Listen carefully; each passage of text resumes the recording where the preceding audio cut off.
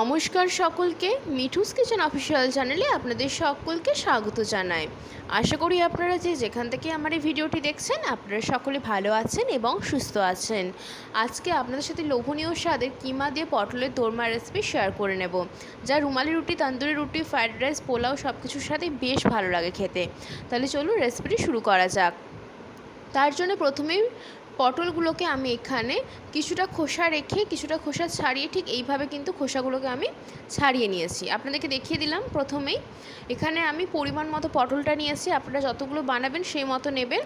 তারপরে দুটো সাইড আমি কেটে দিয়েছি পটলের। তারপর একটা চামচের পেছনের অংশ দিয়ে বা ছুরি দিয়ে আপনাদের যেটাতে সুবিধা হবে ভেতর থেকে এইভাবে কিন্তু পটলে যে শাঁসটা থাকে এবং বীজগুলো থাকে সেগুলোকে খুব সুন্দর করে কিন্তু বার করে নেব। খুব সহজে কিন্তু বেরিয়ে আসবে, এমন কিছু কঠিন ব্যাপার না। একটুতেই কিন্তু চামচ দিয়ে যদি ঘুরিয়ে নেন, চামচের পেছনের অংশ দিয়ে খুব সহজেই বেরিয়ে চলে আসে। প্রত্যেকটা পটলের ভেতরকার শাঁসটা আমি বার করে নিয়েছি। তারপরে এখানে পুরো রান্নাটাই কিন্তু আমি করব সাদা তেলে। সেই ক্ষেত্রে এখানে আমি কড়াইয়ের মধ্যে বেশ খানিকটা পরিমাণ সাদা তেল গরম করতে বসিয়ে দিয়েছি। তেলটা যখন ভালো মতো গরম হয়ে যাবে তখন এর মধ্যে পটলগুলো দিয়ে দিচ্ছি। আমি এখানে পটলগুলো ভাজার সময় একেবারে নুন হলুদটা দেব। আপনারা চাইলে নুন হলুদটা মাখিয়ে 5 মিনিটের মতো রাখতেও পারেন, তাতে করে কী হয় পটলটা একটু নরম হয়ে যায় নুনটা থাকার ফলে। সেই ক্ষেত্রে ভাজাটা হয়তো একটু তাড়াতাড়ি হবে, কিন্তু আমি এখানে একদম কড়াইয়ের মধ্যে নুন এবং হলুদের গুঁড়োটা দিয়ে দেব। পটলগুলো দেওয়ার পর খানিকক্ষণ একটু আমি এখানে নাড়াচাড়া করে নিয়েছি। পটলগুলো কিন্তু বেশি একদম নেতিয়ে যাবে সেরকমভাবে ভাজলে চলবে না। এখানে আমি পরিমাণ মতো নুন এবং সামান্য পরিমাণ হলুদের গুঁড়ো দিয়ে দিয়েছি। নুন এবং হলুদের গুঁড়োটা দেওয়ার পরে খুব ভালো করে আরেকবার মিশিয়ে নিচ্ছি এবং অতি অবশ্যই করে ঢাকা দিয়ে কিন্তু পটলটাকে আমি রান্না করে নেব এখানে। তার কারণ পটল সেদ্ধ হতে তো একটু সময় লাগে, সেই ক্ষেত্রে ঢাকা দিয়ে আমি এখানে লো টু মিডিয়াম ফ্লেমে 20 মিনিটের জন্য রেখেছিলাম। 20 মিনিট পর আপনাদেরকে ঢাকা খুলে দেখিয়ে দিচ্ছি। পটলগুলো সুন্দর মতো ভাজা হয়ে গিয়েছে। এর থেকে বেশি ভাজবার কিন্তু কোনো প্রয়োজন নেই। এর থেকে বেশি ভাজলে পটলগুলো একদম নরম হয়ে যাবে, সেই ক্ষেত্রে ভেতরে পুরটা ঢোকাতে আমাদের অসুবিধা হবে। যে আমরা যে ভিতরে যে স্টাফিংসটা দেবো, কিমার যে পুরটা, সেটা কিন্তু দিতে আমাদের অসুবিধা হবে। সেই ক্ষেত্রে আমি এখানে পটলগুলোকে ঠিক এই পর্যায়ে আর বেশি লালচে করে ভাজবো না, মোটামুটি লালচে হয়ে গিয়েছে। ঠিক এই পর্যায়ে এখানে পটলগুলোকে তুলে নেব। প্রথমে পটলগুলো ভেজে নিয়েছি, তারপরে কিন্তু আমি এখানে স্টাফিংসটা রেডি করে নেব। পটলগুলো একদম ভালো করে ভাজা হয়ে গিয়েছে আমাদের এখানে। সেই ক্ষেত্রে এখানে আমি একটি পাত্রের মধ্যে পটলগুলোকে তুলে একটা সাইডে রেখে দিচ্ছি, যাতে করে পটলগুলো ঠান্ডা হবে এবং সাথে সাথে যে পুরটা তৈরি করব সেটাও ঠান্ডা হতে হবে, তবেই কিন্তু আমরা এটাকে পটলের ভেতর স্টাফিংসটা পুড়তে পারবো। সমস্ত দুটোই কিন্তু ঠান্ডা হতে হবে। এরপরে যেহেতু আমি বলেছি কিমা পটলের দোরমা, সেই জন্য কড়াইয়ের মধ্যে বেশ খানিকটা পরিমাণ জল গরম করতে বসিয়ে দিয়েছিলাম। এখানে নিয়েছি প্রায় 250 গ্রাম মতো চিকেন। সলিড পিস আছে এবং বোনলেসেরও পিস আছে। এখানে আমি চিকেনগুলো দেওয়ার পরে খুব ভালো করে কিন্তু সেদ্ধ করে নিয়েছি চিকেনটাকে, একদম জল ফুটিয়ে ফুটিয়ে। যতটা পরিমাণ জল ছিল সেটাকে কিন্তু ফুটিয়ে ফুটিয়ে আমি শুকনো করে নিয়েছি, জলটা ফেলিনি চিকেনের স্টকটা। তারপর এখানে আমি চিকেনটাকে একটি পাত্রের মধ্যে তুলে নিচ্ছি। চিকেনটাকে কিন্তু আমি হাতে করে বা ছুরির সাহায্যে ছোটো ছোটো টুকরো করে নেব। আপনারা চাইলে এটা মিক্সিং জারের মধ্যে দিয়েও একটা পেস্টের মতো করে নিতে পারেন, তবে আমি এখানে এইভাবে হাতের সাহায্যে, একটু ঠান্ডা হয়ে গেছে চিকেনটা, ঠিক সেই পর্যায়ে এখানে আমি হাতের সাহায্যে একটু টুকরো টুকরো করে নিচ্ছি। ছুরি দিয়েও করতে পারেন, কোনো অসুবিধা নেই। যদি বলেন যে হাতে দিয়ে করবেন না, ছুরি দিয়েও টুকরো টুকরো করে নিতে পারেন। যেইভাবে আমরা চিকেন স্যুপ বানিয়ে থাকি ঠিক সেই মতোই কিন্তু চিকেনগুলোকে আমি এখানে ছোটো ছোটো করে টুকরো করে নিচ্ছি। চিকেনটা পেস্ট করলে কিন্তু অতটা টেস্ট আসে না, বা কিমা দিলে অতটা টেস্ট আসে না। এই ক্ষেত্রে যদি এইভাবে বানানো যায় পটলের দোরমাটা, খুব সুন্দর লাগে খেতে। যেই তেলের মধ্যে আমি পটলগুলো ভেজেছিলাম সেই তেলের মধ্যে আরও খানিকটা পরিমাণ তেল দিয়ে দিয়েছি। স্টাফিংটা রেডি করতে হবে। তেলটা ভালো করে গরম হয়ে আসলে এর মধ্যে দিয়েছি বেশ খানিকটা পরিমাণ থেতো করে রাখা রসুন। রসুনটা খানিকক্ষণ নাড়াচাড়া করে আমি এখানে ভেজে নিয়েছি। রসুনটা হালকা ভাজা হয়ে আসলে এর মধ্যে দিয়েছি একটা ছোট্ট সাইজের কোচানো পেঁয়াজ। পেঁয়াজ রসুন দুটোকেই খুব ভালো করে ভেজে নিতে হবে। যখন পেঁয়াজটাও কালারটা চেঞ্জ হয়ে আসবে, মোটামুটি একটু পেঁয়াজটা ভাজা ভাজা হয়ে আসবে, ঠিক সেই পর্যায়ে কিন্তু এর মধ্যে আমি দিয়ে দেব সামান্য পরিমাণ পেস্ট করে রাখা আদা। আদার পরিমাণটা কম রয়েছে, রসুনের পরিমাণটা কিন্তু বেশি রয়েছে।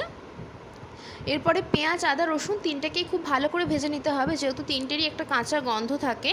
সেই ক্ষেত্রে পেঁয়াজ, আদা, রসুন তিনটাকে খুব ভালো করে এখানে আমি ভেজে নিয়েছি। ভাজা কিন্তু কমপ্লিট। এর মধ্যে দিয়েছি একটা ছোট্ট টমেটোর অর্ধেকটা কুচি করে দিয়েছি। টমেটো আমি এখানে বেশি দিচ্ছি না, অল্প পরিমাণে দিয়েছি, আপনারা কম বেশি করে নিতে পারেন পরিমাণ মতো।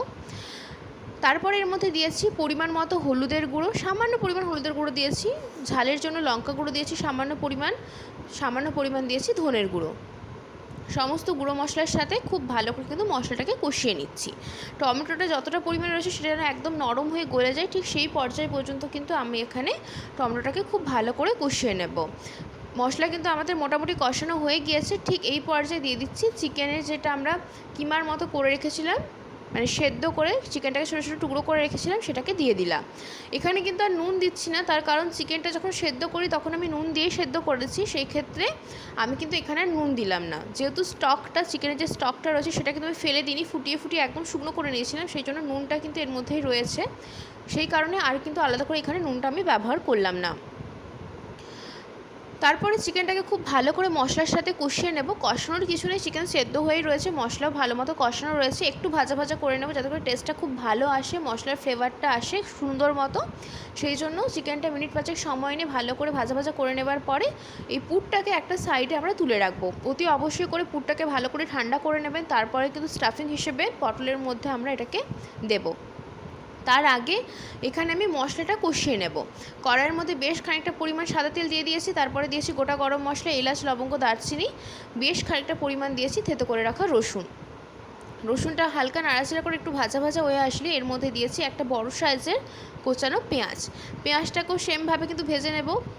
রসুন এবং পেঁয়াজটাকে ভালো করে ভেজে নিতে হবে, যেহেতু রসুন এবং পেঁয়াজের দুটোরই কাঁচা গন্ধ থাকে এবং আদাও পরবর্তীতে আমরা দেব, তিনটেরই কাঁচা গন্ধ থাকে, সেটা যতক্ষণ অবধি চলে আসে ততক্ষণ অবধি ভালো করে কিন্তু ভাজা ভাজা করে নিতে হবে। এবং পেঁয়াজের কালারটা কিন্তু অনেকটা পর্যায়ে চেঞ্জ হয়ে আসছে। ঠিক এই পর্যায়ে এর মধ্যে দিয়ে দিচ্ছি সামান্য পরিমাণ গ্রেট করে রাখা আদা, পেঁয়াজ, রসুন তিনটাকে খুব ভালো করে এখানে ভেজে নিয়েছি। বেশি ভাজবার প্রয়োজন নেই, মোটামুটি একটু ভালো করে ভেজে নেবেন যাতে করে পেঁয়াজের কালারটা চেঞ্জ হয়ে যায় এবং আদা, পেঁয়াজ, রসুনের যে কাঁচা গন্ধটা সেটা যেন চলে যায়। ঠিক এই পর্যায়ে এর মধ্যে দিয়ে দিচ্ছি একটা ছোট্ট পেঁয়াজের পেস্ট করে নিয়েছিলাম, সেই পেঁয়াজের পেস্টটা দিয়ে দিয়েছি এবং যেই টমেটোর অর্ধেকটা আমি দিয়েছিলাম স্টাফিংয়ে সেই অর্ধেকটাই কিন্তু এর মধ্যে দিয়ে দিচ্ছি টমেটো কুচি। তারপরে দিয়েছি পরিমাণ মতো নুন, সামান্য পরিমাণ দিয়েছি হলুদের গুঁড়ো, সামান্য পরিমাণ দিয়েছি ধনের গুঁড়ো এবং জিরের গুঁড়ো। সুন্দর একটা কালারের জন্য এর মধ্যে দিয়েছি খানিকটা পরিমাণ কাশ্মীরি লঙ্কার গুঁড়ো এবং ঝালের জন্য দিয়েছি লাল লঙ্কার গুঁড়ো। মশলার সাথে কিন্তু খুব ভালো করে কষিয়ে নিতে হবে গুঁড়ো মশলাটাকে, যাতে করে মশলাটা খুব ভালোভাবে কষানো হয়ে যায় এবং যে টমেটোটা রয়েছে সেটাও যেন একদম নরম হয়ে গলে যায় সেদিকেও কিন্তু খেয়াল রাখতে হবে। মশলাটা মিনিট 5 হাতে সময় নিয়ে কষিয়ে নেব, যতক্ষণ না অবধি আমাদের এই পটলটা এবং স্টাফিংটা একদম ঠান্ডা হয়ে আসে ততক্ষণ কিন্তু আমি এই সাইডে মশলাটাকে করে নিলাম রেডি। তারপরে কিন্তু স্টাফিংটাকে আমরা রেডি করে নেব।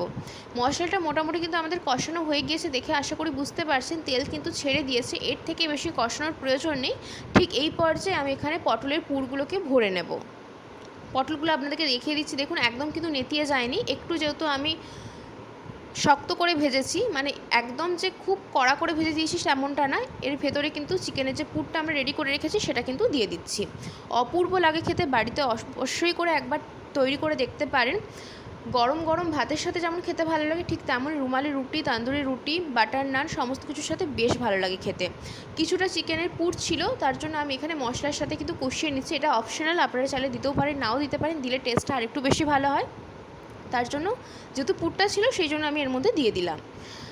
খানিকক্ষণ একটু নাড়াচাড়া করে নিয়েছি, বেশি তো কষানোর প্রয়োজন নেই, চিকেনের পুরটাও যেহেতু কষানোই রয়েছে আগে থাকতে। তারপর এর মধ্যে দিয়েছি পরিমাণ মতো জল, একদমই কিন্তু গা মাখো মাখো হবে, বেশি গ্রেভি হবে না, সেই জন্য অল্প পরিমাণে জল দিয়েছি। এটা ফুটতে শুরু করলে এর মধ্যে পটলগুলো দিয়ে দিচ্ছি।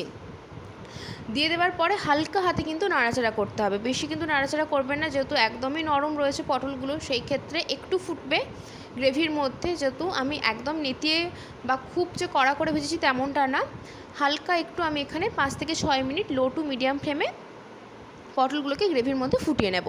নামানোর আগে আর কিছুই না, বেশ খানিকটা পরিমাণে আমি এর মধ্যে দিয়েছি গাওয়া ঘি এবং খানিকটা পরিমাণ দিয়েছি গরম মশলা গুঁড়ো, দিয়ে হালকা হাতে নাড়াচাড়া করলে কিন্তু আমাদের এই লোভনীয় স্বাদের কিমা পটলের দোরমা একদম রেডি হয়ে যাবে। আজকের রেসিপি আপনাদের কেমন লাগলো অতি অবশ্যই করে কমেন্ট করে জানাবেন। যদি ভালো লেগে থাকে তাহলে অবশ্যই করে আমার চ্যানেলটিকে সাবস্ক্রাইব করে দেবেন, লাইক শেয়ার কমেন্ট করতে ভুলবেন না। আর যদি এরকম নিত্য নতুন রেসিপি পেতে চান তাহলে অবশ্যই করে আমার চ্যানেলটিকে সাবস্ক্রাইব করে দিয়ে আমার চ্যানেলের পাশে থাকার অনুরোধ রইল। হালকা হাতে নাড়াচাড়া করে নিয়েছি, যেহেতু ঘি গরম মশলাটা দিয়েছি তার জন্য হালকা হাতে নাড়াচাড়া করে গ্যাসটাকে আমরা অফ করে দেব। আর কিন্তু ফোটানোর প্রয়োজন নেই। রেসিপি কেমন লাগলো কমেন্ট করে জানাতে কিন্তু একদম ভুলবেন না।